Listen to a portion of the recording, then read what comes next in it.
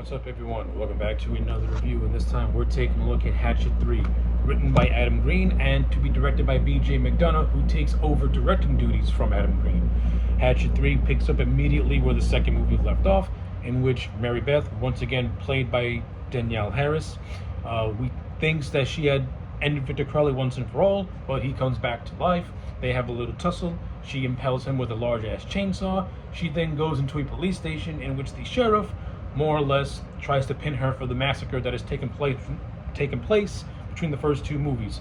All the while, the sheriff's ex-wife, Amanda, played by Caroline Williams, has the sense that Victor Crowley is not dead, and that the only way to kill him is to resurrect him, is to give him the ashes of his father, currently in the possession of his father's great nephew.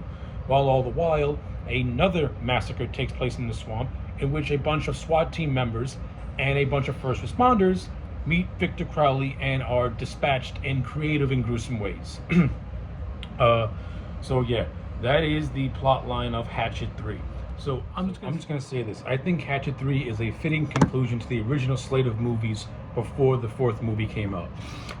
Adam Green does not return to direct this movie, but he hands over duties to his camera operator B.J. McDonough, and I think B.J. McDonough did a really good job at keeping the same tone and keeping the same aesthetic as what came before this movie. I'm kind of teetering back and forth as to which Hatchet sequel I like. It's between 2 and 3. Let's just say a lot of the problems I had with 2 are more or less fixed when it comes to 3, but 3 also has some things in it that kind of just felt underwhelming to me also. Like, it has some good setups, but the payoffs to me were very, very disappointing. But overall, 3, like I said, 3 does close out the trilogy in a very satisfying way. And if that fourth movie had never came out, I think that the Hatchet franchise could have gone down as a nice little trilogy of movies. So with all that being said, let's just go over what I do like about Hatchet 3. First and foremost, once again, Adam Green is really good at getting horror royalty into his movies, and Hatchet 3 is no exception. We have actors like Zach Gillian from Gremlins, Caroline Williams from Texas Chainsaw Massacre 2. Sid Haig makes a cameo in this movie as the great nephew of Victor Crowley in a very funny and entertaining scene in which he plays a backwoods racist. His cameo is absolutely hilarious, and it's probably my favorite scene in the whole movie. Of course, Danielle Harris returns as Mary Beth Dunstan. You have Sean Whalen. Perry Shen returns once again, this time playing a different character who is not related to the other two characters from Hatchets 1 and 2. He plays a first responder named Andrew. So, as usual, Adam Green always gets those horror icons. I mean, he brought in Derek Mears, the 2009 Jason, and I like Derek Mears as Jason. So yeah, to me, I think Adam Green to me went all out with Hatchet 3. This is his version. When you look at it now from hindsight, Hatchet 3 kind of comes across as Adam Green's version of a horror Avengers, in which he assembles just the best of the best for this movie. And not for nothing, I want to say about 90% of the cast is utilized the perfect way, with maybe a small portion I would have done some different things with. But overall, it doesn't disappoint. I think Zach Gillian, who plays the sheriff, did a really good job in that role. He has that commanding presence. The best scene he has is when he's recounting Mary Beth's story, and it's actually a good meta joke. He's recounting the events of the first two movies, and as he's telling it to Mary Beth, he pretty much pokes fun at it and says that it's the most contrived thing he's ever heard. And then it cuts to Adam Green just looking up in a prison cell with the most dumbfounded look on his face. It's a nice little meta joke. It's almost as if Adam Green is hearing his own words from someone else's mouth, and he's like, yeah, he's right, that doesn't make a lot of sense. Then you have the Sheriff Fowler's wife, Amanda, played by Caroline Williams, who is more or less this movie's version of Gail Weathers. And of course, I'm a fan of Caroline Williams. I like her as Stretch in Chainsaw Massacre 2. And I like her in this movie as a reporter who believes in the legend of Victor Crowley, is trying to prove the legend of Victor Crowley is real, and she feels that she has the answer to end everything by reuniting Victor with his father by giving him his father's ashes. And this is, of course, where she enlists the help of Mary Beth, because as we know from Hatchet 2, it was actually Mary Beth's father who more or less set the whole chain of events into motion. So it's basically a feud between the Dunstan family and the Crowley family. That's something that I do wish the Hatchet franchise would have really dug more deeper into, which is the feud between these two families. And now, of course, through Caroline Williams, we get more background on Samson and her brother Ainsley. We find out that Samson is a local drunk. Her brother Ainsley has got like a bunch of DUIs under his belt. So like in death, these characters get more development, and so that's a nice little nugget for the fans of this franchise to kind of have for themselves. But it also adds to the overall lore of the Dunstan family and and stuff like that. But after hesitation, Mary Beth once again has to go back into the swamp to stop Victor Crowley. So more or less, it's Amanda, Deputy Winslow, who is Deputy Winslow, and Mary Beth go on their own little side quest to get the ashes of Thomas Crowley. So they're off doing their little thing, and then you have what's going on in Helly Island Swamp, in which Sheriff Fowler and his cops and a bunch of first responders have to fend off Victor Crowley. This is where the SWAT team comes into play, led by Derek Mears. And I'm gonna say this: it's fun seeing Derek Mears in this movie. He has the right amount of badassery and dickheadery to him in this film that you just can't wait to see him and Victor Crowley lock it up, because it's going to be an entertaining fight.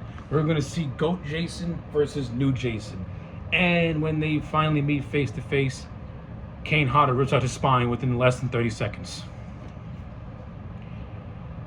My biggest complaint with this movie is that it set up something that could have been so cool.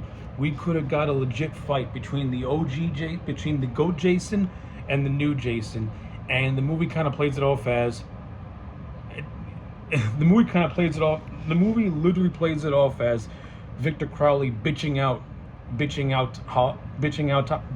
Derek Mears and disregarding him like he's nothing. So we built him up from the time we see him with his SWAT team as being like a badass who takes no shit from nobody and is willing to go mano a mano, and he gets wiped out without putting much of a fight. I didn't really like that, because I think we could have gotten a good little fight scene between Victor Crowley and Hawes. Again, I just want to see Kane Hodder take on Derek Mears in a Battle of the Jasons in a Hatchet movie. They teased it. I thought we were gonna get it. Hawes has that taunt to him, but once he does that taunt, he gets his spine ripped out a la Predator. I would be lying if I said that I wasn't really let down, because I really was let down, because you could have gotten something cool out of it. Like that, to me that's a strike. I know the movie did it more as like a joke, and it's an inside joke for fans. But as a fan, it would have been something cool to see. I really do think you could have got an interesting action sequence out of it. But aside from that, what I didn't like about Victor Crowley in the second movie was his look. It just looked too rubbery to me. Hatchet 2 looked too rubbery. The makeup wasn't sitting with me. It didn't look realistic enough. Hatchet 3, it fixes that. I think Victor Crowley's look in this movie is very much improved, and I gotta agree with Kane Hodder. It has a much more intense, visceral look to it that goes back to that first movie. So long gone is that just awkward looking bodysuit that he had in movie 2. Movie 3, it kind of scales it down, and it has more of a grimier, realistic look. So yeah, Victor Crowley's overall presentation in terms of the makeup and everything, fantastic. In terms of this movie's visual aesthetics, again, I didn't really like the whole digital look of the second movie. It looked just awkward to me. This one goes back to a more filmy type of visual, like it was in that first movie, and it's better off for it, because you're able to get a more of a grimy sense with a film aesthetic than a digital aesthetic. So I like that. In terms of the aesthetics, B.J. McDonough did a good job at going back to how the first movie looked, and the franchise is better off looking for it. Because when a movie shot digitally, it looks fake. It looks like you're watching something. It's like you're watching a stage play. I don't feel like I'm watching a movie. I feel like I'm watching. It just looks fake to me for some bizarre reason. But when something's on film grain, it just has a much more it has a much more realistic presentation is what I'm trying to get at most of all. And like I said, visuals look great. The characters are, there may be one note, but they're a lot of fun. And like I said, there's a lot of horror cameos. I mentioned the ones I mentioned before, but you also got Sean Whalen, who is known for People Under the Stairs. He makes an appearance in this movie, and he's actually Victor Crowley's first victim. And Victor Crowley explodes his head with a defibrillator, and it's a gnarly scene. You have this other character who is called Schneiderman, who is more or less someone who believes in the legend, scared out of his mind. He tries to use a bazooka to kill Crowley. Doesn't work. Victor ends up bringing his arms off, and then he drowns him in like a mud puddle. Very vicious of him to do. And then of course we have of course the character of Andrew, played by Perry Shen, and these other and this other SWAT team member and the sheriff are now trapped on this boat. And well, if the sheriff had not have went to this big ass hole that Victor used to pry open, he would have probably made it out of the movie. I'm gonna say this. I think the dumbest thing in this movie is how stupid some of these characters are, and this boat scene encapsulates the stupidity of these characters, and to me it's very contrived writing. So the sheriff gets killed because he hears his wife's voice, and he makes the boneheaded decision to go to this big ass hole that Victor Crowley made. Knowing full well that Crowley is still out there, he does it anyway and he kills himself. Then you have this other girl who tries to go for the gun.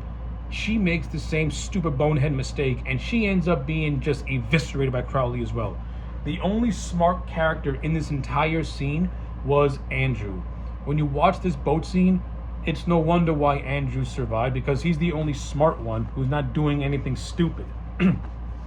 Now, to me, that's very contrived writing. It's kind of lazy writing, and I think you could have done it in a way where it could have been more organic and not just, okay, this feels like this has to be forced on just to get this portion of the movie over with. I didn't really care for it. I didn't really like it. I mean, when you watch it, it just looks, oh, come on, man.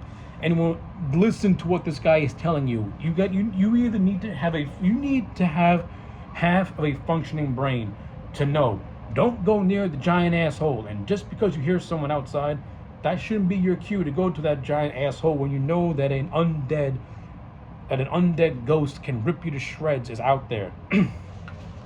Yeah, that just came across as really contrived and very stupid to me. So a lot of this movie for as good as this movie can be in a lot of areas, it can also pull off some dumb stuff like that. Speaking of which, a lot of this movie has a lot of dumb stuff in it, and it also just feels like it doesn't know where to take some of these characters as well. Like I mentioned earlier, Mary Beth, along with the sheriff's wife, go on their little side quest, and that's really all it is. It's just a side quest. Like, Mary Beth Dunstan doesn't really have a whole lot to do in this movie. She's more or less locked in the back of a police car.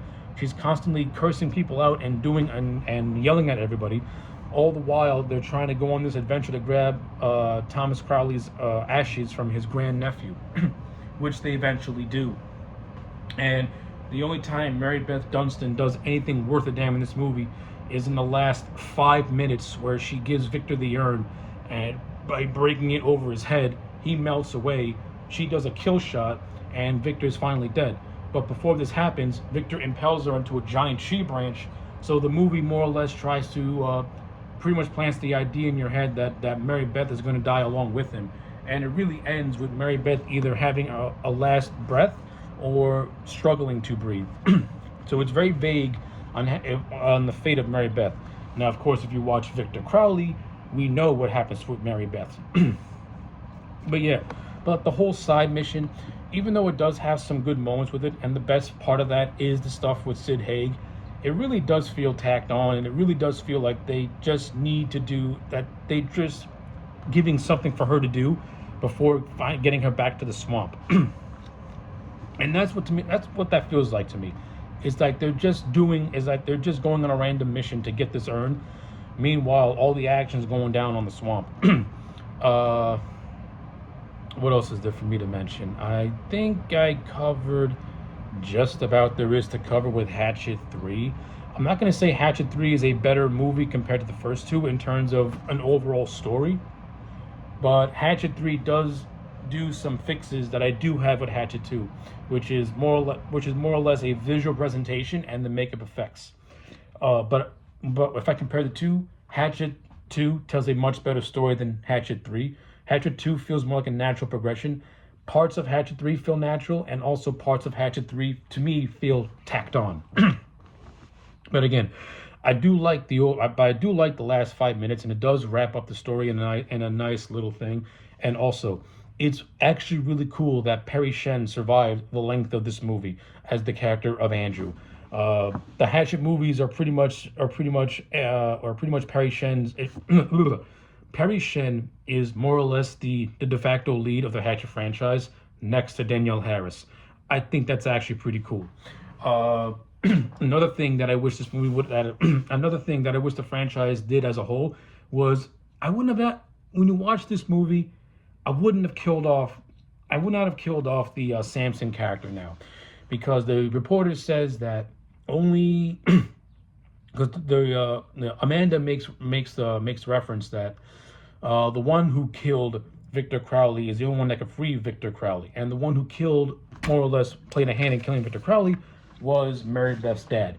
I think if Robert Englund was in this third movie along with Danielle Harris, and they both go face to face with Victor together, that could have been a very cathartic and interesting scene, because you could have done a scene where Samson pretty much meets his fate by going face to face with the one that he more or less accidentally killed when he was a kid.